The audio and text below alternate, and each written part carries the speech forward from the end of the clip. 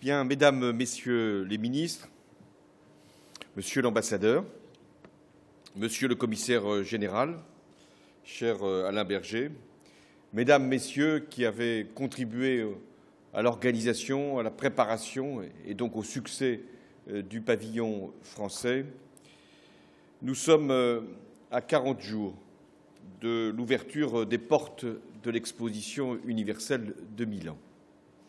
Et nous sommes ensemble pour présenter le pavillon français, c'est-à-dire un bâtiment territoire de 2000 mètres carrés, et pour dire ce qu'il va offrir comme potentialité, comme initiative et également comme promotion de nos produits et de notre pays. Une exposition universelle, c'est l'occasion pour le monde de mettre en avant ce que le progrès humain peut avoir comme conséquence dans un certain nombre de secteurs et de voir les perspectives d'avenir que des technologies, des productions peuvent ouvrir pour la planète. C'est d'ailleurs ainsi qu'avait été écrit le règlement intérieur des expositions universelles. Tous les 5 ans, une grande ville accueille le monde. Aujourd'hui, c'est Milan. Mais au-delà de cette ville, c'est tout un pays, c'est tout un continent qui a cette chance de pouvoir éclairer la planète tout entière des capacités de l'intelligence et de la production humaine. Il en reste toujours quelque chose d'une exposition universelle, parfois même l'identité d'une ville. Ainsi, la Tour Eiffel, la colline de Chaillot, c'était l'histoire d'exposition universelle. Et c'est pourquoi je veux m'inscrire dans cette histoire et dans cette tradition et avec la même volonté de promouvoir la France. Et je soutiens donc, au nom de l'État, la candidature de Paris à l'exposition universelle de 2025, dans 10 ans. 10 ans, ça peut paraître loin. En fait, c'est tout près, 10 ans. 10 ans, c'est ce qui permet à une génération de se mobiliser, à des entreprises de pouvoir fédérer leurs forces, à des chercheurs de pouvoir également se mettre au travail pour savoir sur quel thème cette exposition universelle va pouvoir être présentée. Pourquoi la France ? Parce que la France n'a plus accueilli d'exposition universelle depuis 1900, ce qui fait quand même beaucoup, plus d'un siècle, et qu'elle doit saisir l'occasion de 2025 pour montrer que les expositions sont filles de la révolution industrielle et aussi de la Révolution française, s'inscrivant donc dans les lumières de la pensée, les lumières aussi de ce que l'innovation peut produire. C'est donc un symbole de modernité et en même temps un symbole de fraternité, l'exposition universelle. Modernité parce qu'on y présente ce que la technologie peut faire de mieux. Fraternité aussi parce qu'il n'y a pas d'exposition universelle si on ne veut pas changer le monde et modifier le cours de la planète. Cette exposition universelle, bien sûr, sera à Paris si cette candidature est retenue, mais sera une candidature de toute la France, de toutes les villes de France. Et nous devrons aussi faire apparaître que c'est aussi bien pour la science que pour la gastronomie, que pour l'innovation, que pour l'économie, que nous avons vocation à présenter cette candidature. Et donc, je souhaite que le dossier puisse être enrichi par un certain nombre de contributions d'entreprises, d'organismes de recherche, de collectivités locales.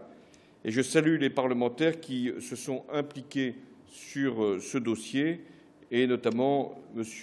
Fromentin, M. Carvounas et M. Leroux. Et je leur assure tout le soutien de l'État pour aller jusqu'au bout de cette belle aventure. Mais je reviens à Milan, parce que nous sommes aujourd'hui, chacun le voit, à Milan, Monsieur l'ambassadeur. Milan 2015, c'est le thème de l'alimentation. Nourrir la planète, énergie pour la vie. Nourrir la planète. Il y a, et ça a été rappelé, 850 millions d'individus qui, aujourd'hui, souffrent de malnutrition, souffrent de la faim. Nous avons donc une obligation morale, une obligation économique, une obligation écologique, qui est de produire davantage pour nourrir une population plus nombreuse, mais de produire mieux pour assurer une alimentation de qualité sans gaspiller les ressources de la planète. C'est ça l'enjeu de cette exposition universelle.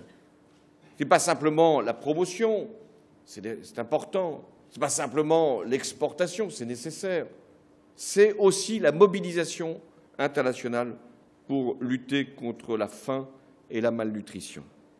Alors, il y a une autre dimension, plus joyeuse, c'est l'alimentation comme art du goût, comme le plaisir que partage le plus grand nombre de nos concitoyens. C'est aussi l'expression d'une culture. J'entends là la culture dans le meilleur sens du terme, celui de la civilisation. Donc, l'exposition universelle à Milan, ce sera l'occasion de déguster, de montrer, de promouvoir tous les produits, toutes les cultures, toutes les cuisines du monde. Et Milan sera, pendant 6 mois, la plus grande ferme et la plus grande cuisine du monde. Alors, quand il y a cet enjeu, la plus grande ferme, la plus grande cuisine, la France doit tenir son rang. Le premier, si c'est possible, et en tout cas le meilleur. Son rang de puissance agricole, puissance agricole européenne, puissance agricole mondiale, parce que nous en avons toutes les capacités, parce que nous avons sur toutes les productions, animales comme végétales, un savoir-faire, grâce à une formation de haut niveau, grâce aussi à ce que nous avons pu, génération après génération, mettre en œuvre. Nous avons donc aussi une gastronomie qui a toutes les références mondiales, et c'est cette synergie entre l'excellence de nos producteurs, les talents scientifiques et techniques de nos chercheurs, la qualité aussi de notre tourisme et de notre gastronomie, c'est de tout cela que nous aurons à répondre à Milan pour être véritablement dans ce pavillon l'expression de ce que la France peut faire de mieux. Justement, j'en reviens au pavillon lui-même, qui a fait référence à l'un des symboles de la culture alimentaire française, c'est-à-dire le pavillon Baltard, qui a abrité les Halles de Paris pendant un siècle. C'était même, à tous les sens du mot, le ventre de Paris. Au XIXe siècle, Baltard avait été choisi pour célébrer le matériau de l'avenir, donc le métal, pour faire en sorte que notre pavillon soit le pavillon du XXe siècle. Au XXIe siècle, c'est en bois du Jura, que la France a choisi de réaliser cette exposition. Le bois est le matériau du futur. Il permet à ce pavillon d'être entièrement démontable pour être reconstruit après l'exposition, connaître ainsi une nouvelle vie, c'est l'économie circulaire. L'utilisation du bois participe à la lutte contre le réchauffement climatique, et c'est bien notre volonté. Et aussi, le bois stocke le carbone, donc nous sommes parfaitement à l'aise et avec ce matériau et avec notre responsabilité qui est de réussir la conférence sur le climat. Et Milan aura cette vocation sera une étape dans la préparation de ce rendez-vous. Et puis, ce pavillon, au-delà de sa structure, au-delà de l'originalité de son dessin, j'en félicite les architectes et tous ceux qui ont contribué à sa mise en œuvre, ce pavillon abritera des entreprises, abritera des coopératives, abritera des filières, abritera des régions, présentera l'offre française, et ça a été excellemment dit, dans toute sa diversité. Diversité des produits, diversité des origines, diversité des terroirs. On sera capable de montrer ce qu'on appelle les commodités, le blé, le sucre, les articles de luxe, les produits du quotidien, les trésors de la gastronomie, le savoir-faire des chefs et aussi les arts de la table. Car à travers la gastronomie, c'est aussi toute une industrie, tout un ensemble de métiers, de savoirs, d'artisanat qui pourront avoir une consécration dans le cadre de ce pavillon. Et puis, le ministre de l'Agriculture l'a dit, le pavillon aura donc une odeur, l'odeur du pain.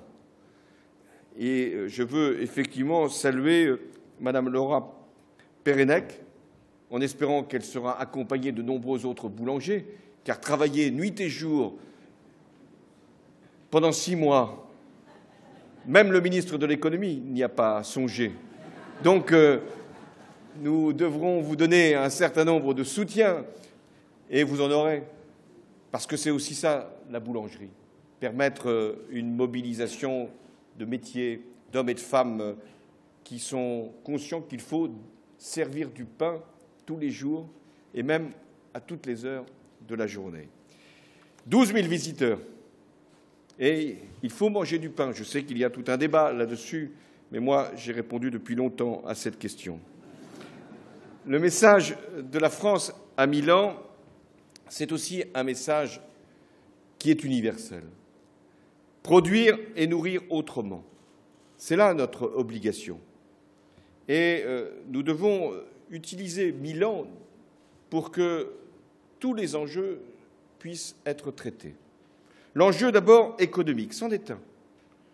L'exposition universelle, c'est 140 pays qui se retrouvent là, c'est des millions de visiteurs, c'est des événements qui vont se reproduire pendant 6 mois. Et donc, nous avons voulu, avec le ministre des Affaires étrangères, que Business France puisse être pleinement associé à cette initiative et puisse être un levier pour la présence de nos entreprises sur tous les marchés mondiaux.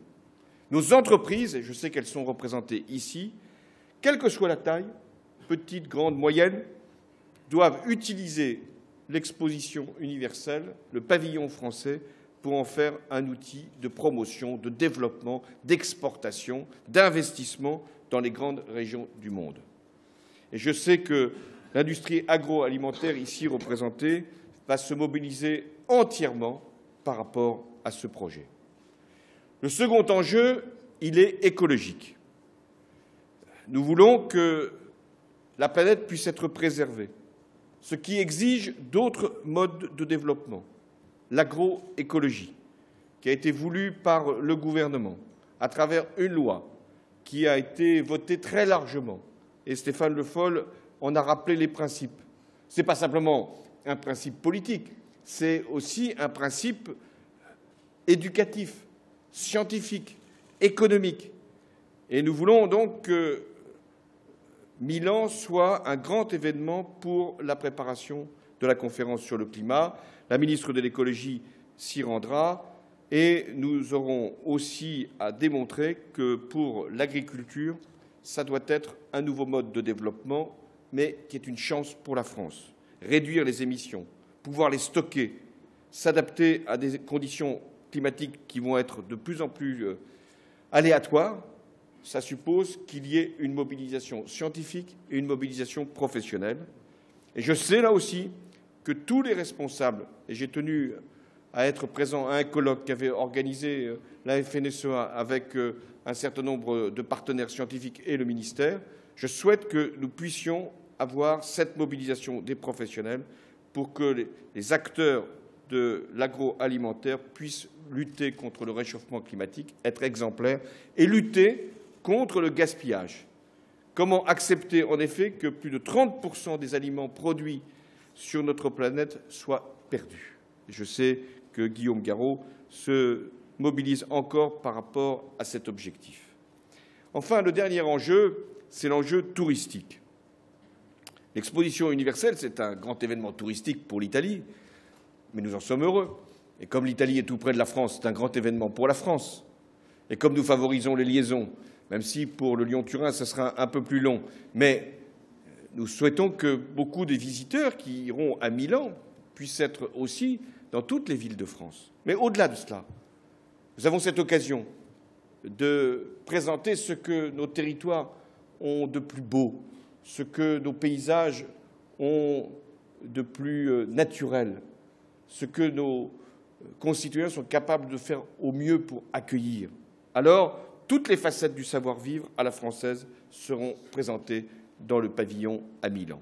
Voilà, mesdames et messieurs, le langage que j'étais venu vous tenir, un langage de fierté, parce que c'est important que notre pavillon soit l'un des plus beaux, un langage aussi de mobilisation, parce que c'est l'économie française, c'est la recherche française, c'est également les produits français, les savoir-faire français qui vont être exposés à Milan.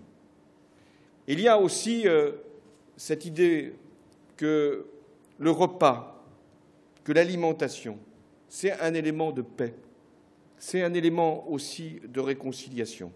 On en a besoin dans cette période. Et je rappelle que l'UNESCO a reconnu le repas gastronomique à la française comme un élément du patrimoine immatériel de l'humanité. Parce que l'alimentation, c'est aussi le vivre ensemble. Cette exposition universelle doit y contribuer, c'est-à-dire des moments de découverte, de partage, d'émotion, de compréhension des différences, mais aussi d'unité du monde par rapport à un enjeu qui est l'enjeu climatique. Alors la France, à Milan, se montrera telle qu'elle est attendue, avec sa gastronomie, ses productions agricoles, sa culture, mais elle doit être telle qu'elle veut être, c'est-à-dire un pays qui mobilise la planète, qui veut être exemplaire en matière d'environnement et qui a confiance dans la science. Parce que c'est la science qui nous permet d'avancer. Et c'est cette image de la France, cette image d'une France conquérante, cette image d'une France accueillante, cette image d'une France d'espérance que vous porterez à Milan pendant 6 mois à partir du 1er mai. Bonne exposition universelle.